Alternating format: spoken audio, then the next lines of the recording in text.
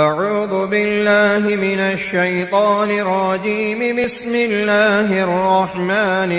الرحيم. يا أيها الذين آمنوا أوفوا بالعقود. أحلت لكم بهيمة الأنعام إلا ما يتلى عليكم غير محل الصيد وأنتم حرم. إن الله يحكم ما يريد. يا أيها الذين آمنوا لا تحلوا شعائر الله ولا الشهر الحرام ولا الهدي ولا القلائد ولا آمين البيت الحرام يبتغون فضلا من ربهم ورضوانا. وإذا حللتم فاصطادوا ولا يجرمنكم شنآن قوم أن صدوكم عن المسجد الحرام أن تعتدوا. وتعاونوا على البر والتقوى ولا تعاونوا على الإثم والعدوان. واتقوا الله إن الله شديد العقاب. حرمت عليكم الميتة والدم ولحم الخنزير وما أهل لغير الله به والمنخنقة والموقوذة والمتردية والنطيحة وما أكل السبع إلا ما ذكيتم وما ذبح على النسب وأن تستقسموا بالأزلام ذلكم فسق. اليوم يئس الذين كفروا من دينكم فلا تخشوهم واخشون. اليوم أكملت لكم دينكم وأتممت عليكم نعمتي ورضيت لكم الإسلام دينا. فمن اضطر في مخمصة غير متجانف لإثم فإن الله غفور رحيم. يسألونك ماذا أحل لهم قل أحل لكم الطيبات وما علمتم من الجوارح مكلبين تعلمونهن مما علمكم الله فكلوا مما أمسكن عليكم واذكروا اسم الله عليه واتقوا الله إن الله سريع الحساب. اليوم أحل لكم الطيبات وطعام الذين أوتوا الكتاب حل لكم وطعامكم حل لهم والمحصنات من المؤمنات والمحصنات من الذين أوتوا الكتاب من قبلكم إذا آتيتموهن أجورهن محصنين غير مسافحين ولا متخذي أخدان. ومن يكفر بالإيمان فقد حبط عمله وهو في الآخرة من الخاسرين. يا أيها الذين آمنوا إذا قمتم إلى الصلاة فاغسلوا وجوهكم وأيديكم إلى المرافق وامسحوا برؤوسكم وأرجلكم إلى الكعبين وإن كنتم جنبا فاطهروا وإن كنتم مرضى أو على سفر أو جاء أحد منكم من الغائط أو لامستم النساء فلم تجدوا ماء فتيمموا صعيدا طيبا فامسحوا بوجوهكم وأيديكم منه ما يريد الله ليجعل عليكم من حرج ولكن يريد ليطهركم وليتم نعمته عليكم لعلكم تشكرون. واذكروا نعمة الله عليكم وميثاقه الذي واثقكم به إذ قلتم سمعنا وأطعنا واتقوا الله إن الله عليم بذات الصدور. يا أيها الذين آمنوا كونوا قوامين لله شهداء بالقسط ولا يجرمنكم شنآن قوم على ألا تعدلوا اعدلوا هو أقرب للتقوى واتقوا الله إن الله خبير بما تعملون وعد الله الذين آمنوا وعملوا الصالحات لهم مغفرة وأجر عظيم والذين كفروا وكذبوا بآياتنا أولئك أصحاب الجحيم يا أيها الذين آمنوا اذكروا نعمة الله عليكم إذ هم قوم أن يبسطوا إليكم أيديهم فكف أيديهم عنكم واتقوا الله وعلى الله فليتوكل المؤمنون ولقد أخذ الله ميثاق بني إسرائيل وبعثنا منهم 12 نقيبا وقال الله إني معكم لئن أقمتم الصلاة وآتيتم الزكاة وآمنتم برسلي وعزرتموهم وأقرضتم الله قرضا حسنا لأكفرن عنكم سيئاتكم ولأدخلنكم جنات تجري من تحتها الأنهار فمن كفر بعد ذلك منكم فقد ضل سواء السبيل فبما نقضهم ميثاقهم لعناهم وجعلنا قلوبهم قاسية يحرفون الكلم عن مواضعه ونسوا حظا مما ذكروا به ولا تزال تطلع على خائنة منهم إلا قليلا منهم فاعف عنهم واصفح إن الله يحب المحسنين ومن الذين قالوا إنا نصارى أخذنا ميثاقهم فنسوا حظا مما ذكروا به فأغرينا بينهم العداوة والبغضاء إلى يوم القيامة وسوف ينبئهم الله بما كانوا يصنعون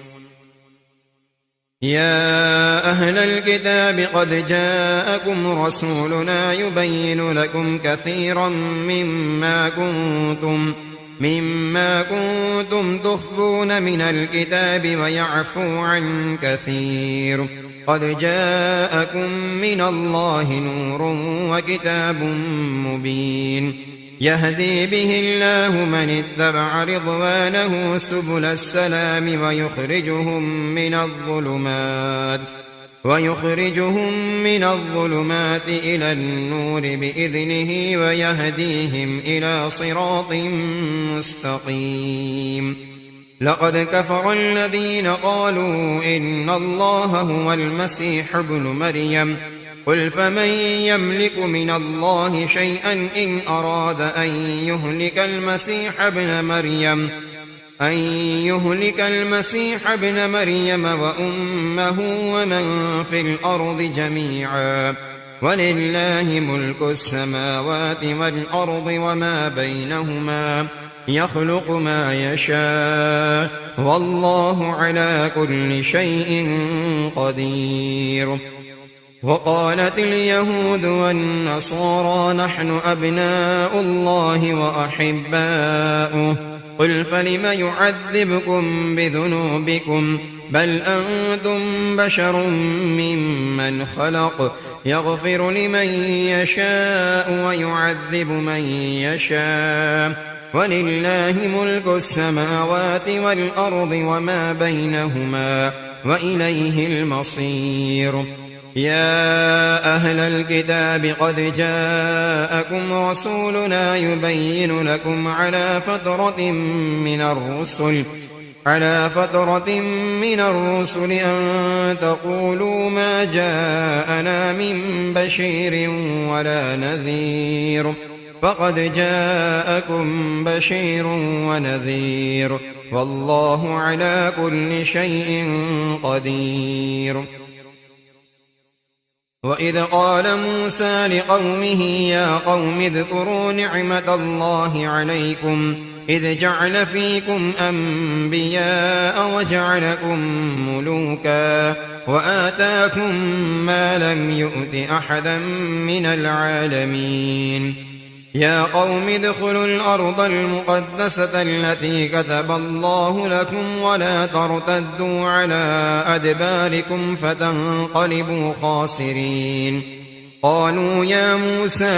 إن فيها قوما جبارين وإنا لن ندخلها حتى يخرجوا منها فإن يخرجوا منها فإنا داخلون قال رجلان من الذين يخافون أنعم الله عليهم ادخلوا عليهم الباب فإذا دخلتموه فإنكم غالبون وعلى الله فتوكلوا إن كنتم مؤمنين قالوا يا موسى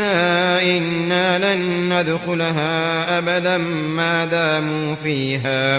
ما داموا فيها فاذهب أنت وربك فقاتلا إنا هاهنا قاعدون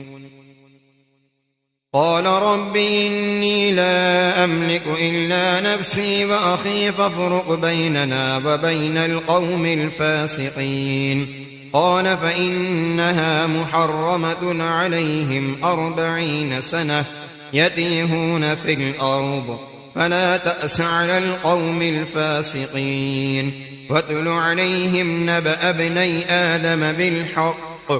إذ قربا قربانا فتقبل من أحدهما ولم يتقبل من الآخر قال لأقتلنك قال إنما يتقبل الله من المتقين لئن بسطت إلي يدك لتقتلني ما أنا بباسط يدي إليك لأقتلك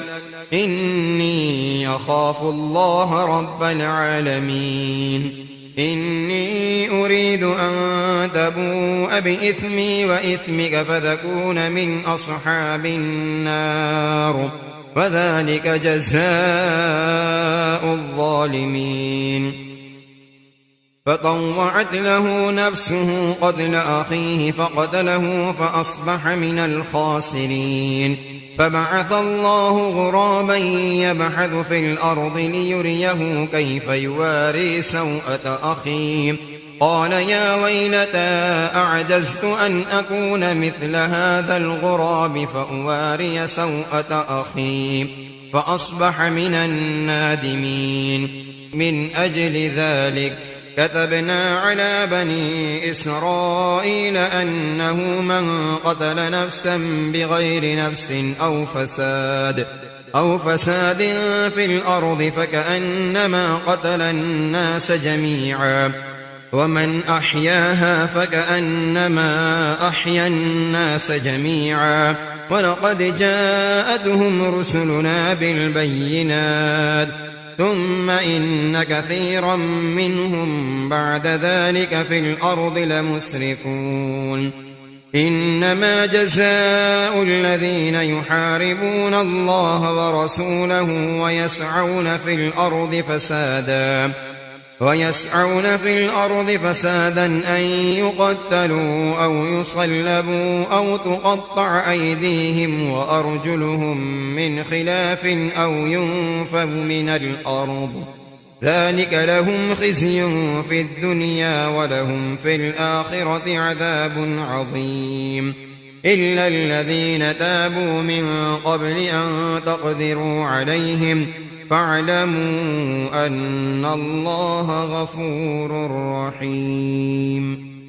يا أيها الذين آمنوا اتقوا الله وابتغوا إليه الوسيلة وجاهدوا في سبيله لعلكم تفلحون إن الذين كفروا لو أن لهم ما في الأرض جميعا ومثله معه ليفتدوا به من عذاب يوم القيامة ما تقبل منهم ولهم عذاب أليم يريدون أن يخرجوا من النار وما هم بخارجين منها ولهم عذاب مقيم والسارق والسارقة فاقطعوا أيديهما جزاء بما كسبا نكالا من الله والله عزيز حكيم فمن تاب من بعد ظلمه وأصلح فإن الله يتوب عليه إن الله غفور رحيم ألم تعلم أن الله له ملك السماوات والأرض يعذب من يشاء ويغفر لمن يشاء والله على كل شيء قدير يا أيها الرسول لا يحزنك الذين يسارعون في الكفر من الذين قالوا آمنا بأفواههم ولم تؤمن قلوبهم ومن الذين هادوا سماعون للكذب سماعون لقوم آخرين لم يأتوك يحرفون الكلم من بعد مواضعه يقولون إن أوتيتم هذا فخذوه وإن لم تؤتوه فاحذروا ومن يرد الله فتنته فلن تملك له من الله شيئا أولئك الذين لم يرد الله أن يطهر قلوبهم لهم في الدنيا خزي ولهم في الآخرة عذاب عظيم سماعون للكذب أكالون للسحت فإن جاءوك فاحكم بينهم أو أعرض عنهم وإن تعرض عنهم فلن يضروك شيئا وإن حكمت فاحكم بينهم بالقسط إن الله يحب المقسطين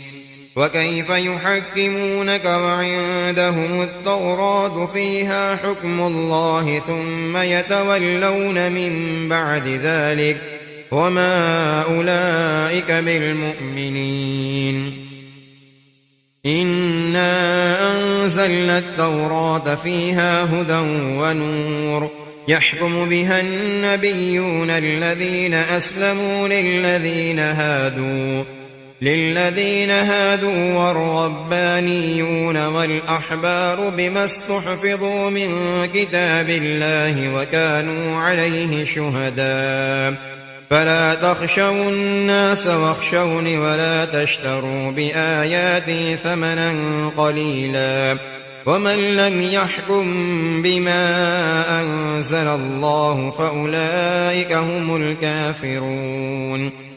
وكتبنا عليهم فيها أن النفس بالنفس والعين بالعين والأنف بالأنف والأذن بالأذن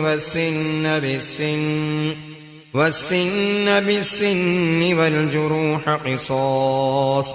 فمن تصدق به فهو كفارة له ومن لم يحكم بما أنزل الله فأولئك هم الظالمون وقفينا على آثارهم بعيسى ابن مريم مصدقا لما بين يديه من التوراة وآتيناه الإنجيل فيه هدى ونور ومصدقا لما بين يديه من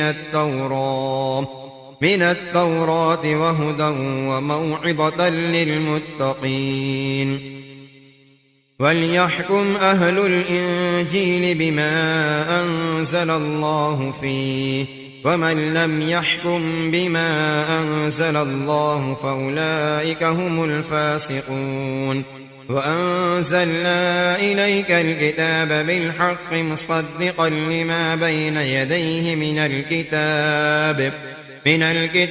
ومهيمنا عليه فاحكم بينهم بما أنزل الله ولا تتبع أهواءهم عما جاءك من الحق لكل جعلنا منكم شرعة ومنهاجا ولو شاء الله لجعلكم أمة واحدة ولكن ليبلوكم فيما آتاكم فاستبقوا الخيرات إلى الله مرجعكم جميعا فينبئكم بما كنتم فيه تختلفون وأن احكم بينهم بما أنزل الله ولا تتبع أهواءهم واحذرهم أن يفتنوك عن بعض ما أنزل الله إليك فإن تولوا فاعلم أنما يريد الله أن يصيبهم ببعض ذنوبهم وإن كثيرا من الناس لفاسقون أفحكم الجاهلية يبغون ومن أحسن من الله حكما لقوم يوقنون يا أيها الذين آمنوا لا تتخذوا اليهود والنصارى أولياء بعضهم أولياء بعض ومن يتولهم منكم فإنه منهم إن الله لا يهدي القوم الظالمين فترى الذين في قلوبهم مرض يسارعون فيهم يقولون نخشى أن تصيبنا دائرة فعسى الله أن يأتي بالفتح أو أمر من عنده فيصبحوا على ما أسروا في أنفسهم نادمين ويقول الذين آمنوا أهؤلاء الذين أقسموا بالله جهد أيمانهم إنهم لمعكم حبطت أعمالهم فأصبحوا خاسرين يا أيها الذين آمنوا من يرتد منكم عن دينه فسوف يأتي الله بقوم يحبهم ويحبونه أذلة على المؤمنين أعزة على الكافرين يجاهدون في سبيل الله ولا يخافون لومة لائم ذلك فضل الله يؤتيه من يشاء والله واسع عليم إنما وليكم الله ورسوله والذين آمنوا الذين يقيمون الصلاة ويؤتون الزكاة وهم راكعون ومن يتول الله ورسوله والذين آمنوا فإن حزب الله هم الغالبون يا أيها الذين آمنوا لا تتخذوا الذين اتخذوا دينكم هزوا ولعبا من الذين أوتوا الكتاب من قبلكم والكفار أولياء واتقوا الله إن كنتم مؤمنين وإذا ناديتم إلى الصلاة اتخذوها هزوا ولعبا ذلك بأنهم قوم لا يعقلون قل يا أهل الكتاب هل تنقمون منا إلا أن آمنا بالله وما أنزل إلينا وما أنزل من قبل وأن أكثركم فاسقون قل هل أنبئكم بشر من ذلك مثوبة عند الله من لعنه الله وغضب عليه وجعل منهم القردة والخنازير وعبد الطاغوت أولئك شر مكانا وأضل عن سواء السبيل وإذا جاءوكم قالوا آمنا وقد دخلوا بالكفر وهم قد خرجوا به والله أعلم بما كانوا يكتمون وترى كثيرا منهم يسارعون في الإثم والعدوان وأكلهم السحت لبئس ما كانوا يعملون لولا ينهاهم الربانيون والأحبار عن قولهم الإثم وأكلهم السحت لبئس ما كانوا يصنعون. وقالت اليهود يد الله مغلولة غلت أيديهم ولعنوا بما قالوا بل يداه مبسوطتان ينفق كيف يشاء وليزيدن كثيرا منهم ما أنزل إليك من ربك طغيانا وكفرا وألقينا بينهم العداوة والبغضاء إلى يوم القيامة كلما أوقدوا نارا للحرب أطفأها الله ويسعون في الأرض فسادا والله لا يحب المفسدين.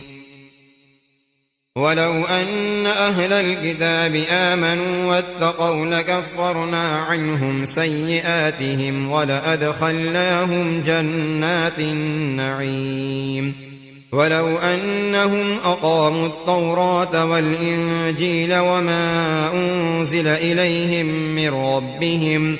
من ربهم لأكلوا من فوقهم ومن تحت أرجلهم منهم أمة مقتصدة وكثير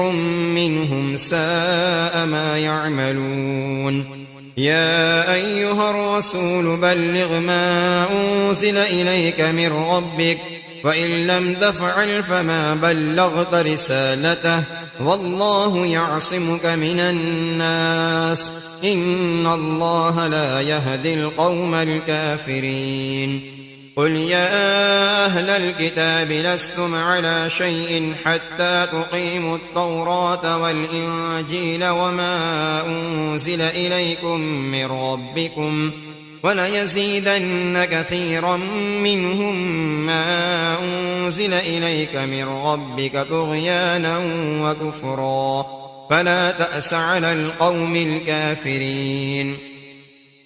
إن الذين آمنوا والذين هادوا والصابئون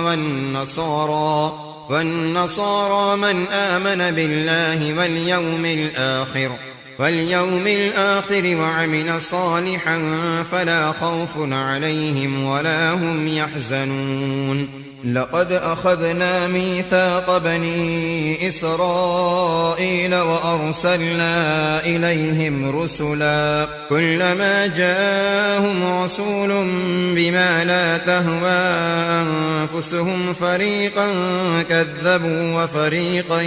يقتلون. وحسبوا ألا تكون فتنة فعموا وصموا ثم تاب الله عليهم ثم عموا وصموا كثير منهم والله بصير بما يعملون. لقد كفر الذين قالوا إن الله هو المسيح ابن مريم وقال المسيح يا بني إسرائيل اعبدوا الله ربي وربكم إنه من يشرك بالله فقد حرم الله عليه الجنة ومأواه النار وما للظالمين من أنصار. لقد كفر الذين قالوا إن الله ثالث ثلاثة وما من إله إلا إله واحد وإن لم ينتهوا عما يقولون ليمسن الذين كفروا منهم عذاب أليم. أفلا يتوبون إلى الله ويستغفرونه والله غفور رحيم. ما المسيح ابن مريم إلا رسول قد خلت من قبله الرسل وأمه صديقة كانا يأكلان الطعام انظر كيف نبين لهم الآيات ثم انظر أنا يؤفكون. قل أتعبدون من دون الله ما لا يملك لكم ضرا ولا نفعا والله هو السميع العليم. قل يا أهل الكتاب لا تغلوا في دينكم غير الحق ولا تتبعوا أهواء قوم قد ضلوا من قبل وأضلوا كثيرا وضلوا عن سواء السبيل. لعن الذين كفروا من بني إسرائيل على لسان داود وعيسى بن مريم ذلك بما عصوا وكانوا يعتدون. كانوا لا يتناهون عن منكر فعلوه لبئس ما كانوا يفعلون. ترى كثيرا منهم يتولون الذين كفروا لبئس ما قدمت لهم أنفسهم أن سخط الله عليهم وفي العذاب هم خالدون. ولو كانوا يؤمنون بالله والنبي وما أنزل إليه ما اتخذوهم أولياء ولكن كثيرا منهم فاسقون. لتجدن أشد الناس عذابة للذين آمنوا اليهود والذين أشركوا ولتجدن أقربهم مودة للذين آمنوا الذين قالوا إنا نصارى ذلك بأن منهم قسيسين ورهبانا وأنهم لا يستكبرون. وإذا سمعوا ما أنزل إلى الرسول ترى أعينهم تفيض من الدمع مما عرفوا من الحق يقولون ربنا آمنا فاكتبنا مع الشاهدين.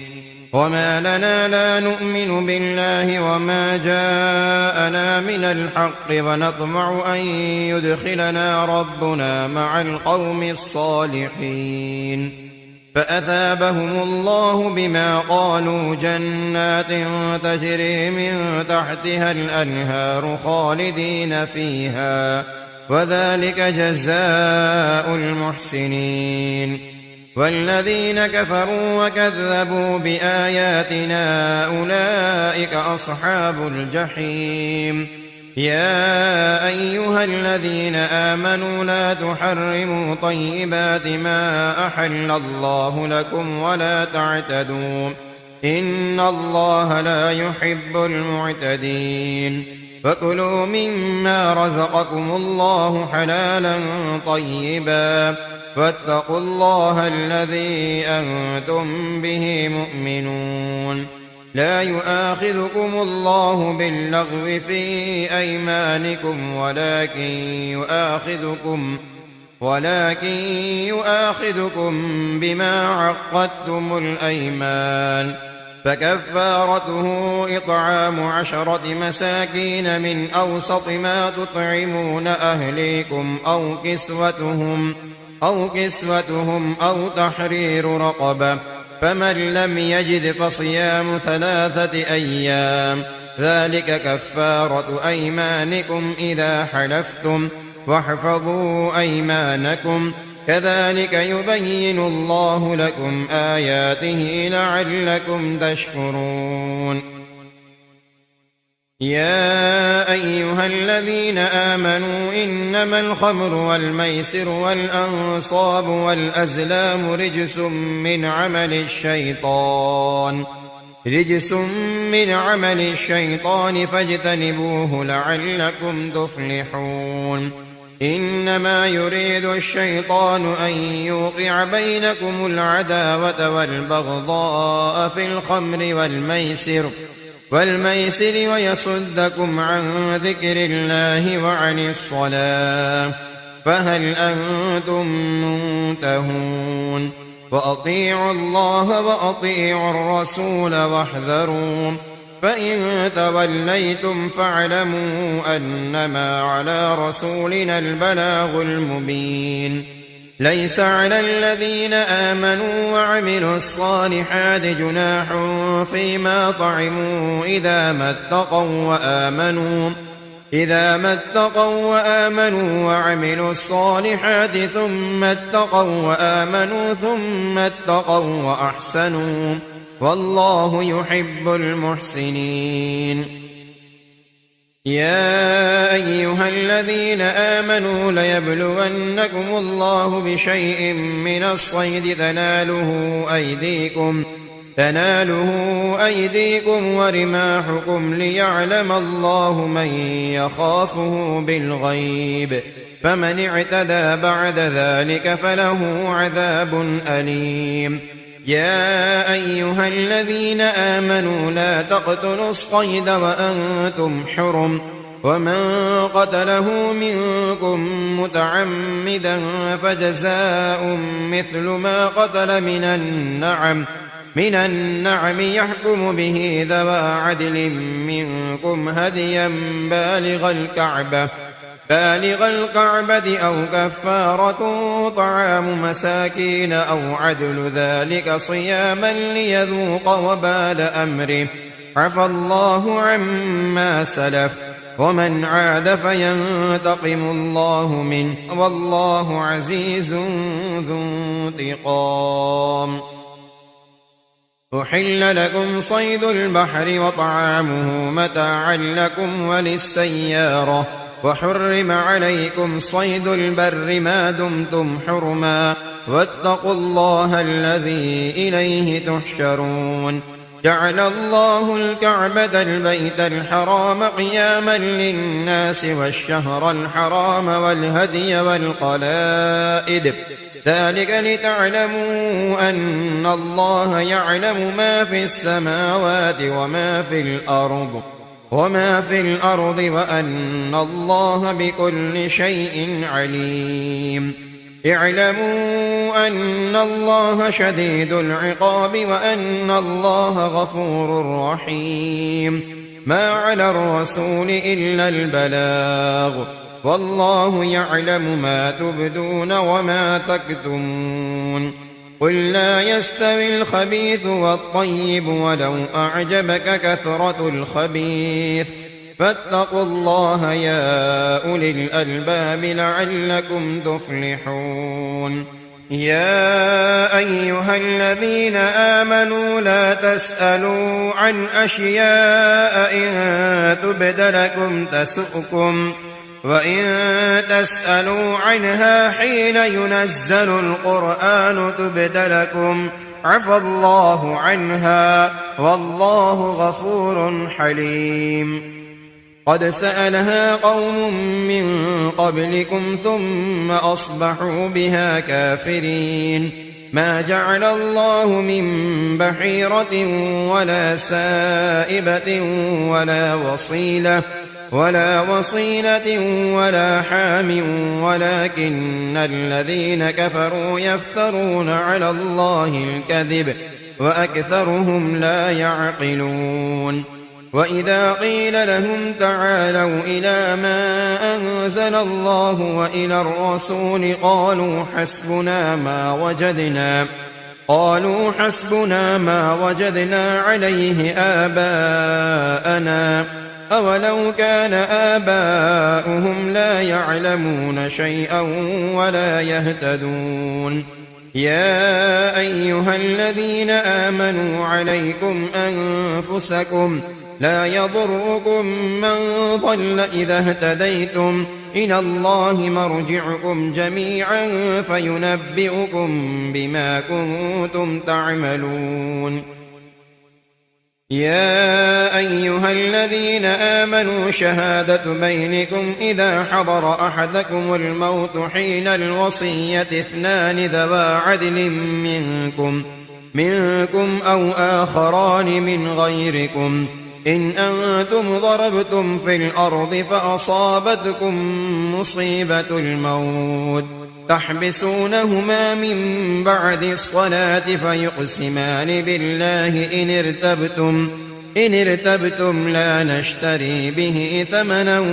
ولو كان ذا قربى، ولا نكتم شهادة الله إنا إذا لمن الآثمين فإن عثر على أنهما استحقا إثما فآخران يقومان مقامهما من الذين استحق عليهم الأوليان فيقسمان بالله لشهادتنا أحق من شهادتهما وما اعتدينا إنا إذا لمن الظالمين ذلك أدنى أن يأتوا بالشهادة على وجهها أو يخافوا أن ترد أيمان بعد أيمانهم واتقوا الله واسمعوا والله لا يهدي القوم الفاسقين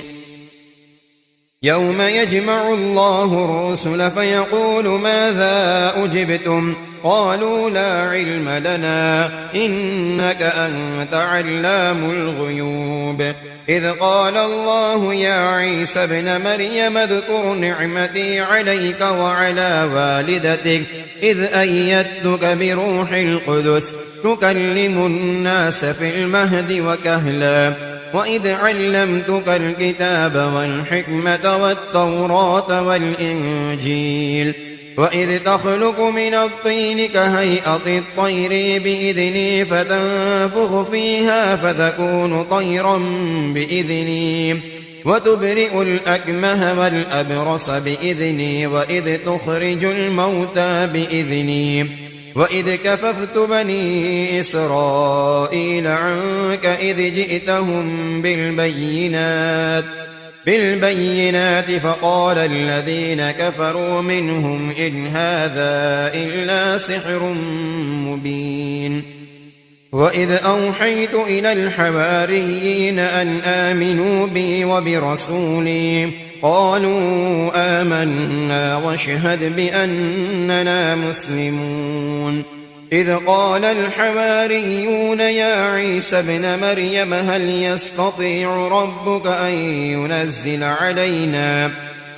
ينزل علينا مائدة من السماء قال اتقوا الله إن كنتم مؤمنين قالوا نريد أن نأكل منها وتطمئن قلوبنا ونعلم أن قد صدقتنا ونكون عليها من الشاهدين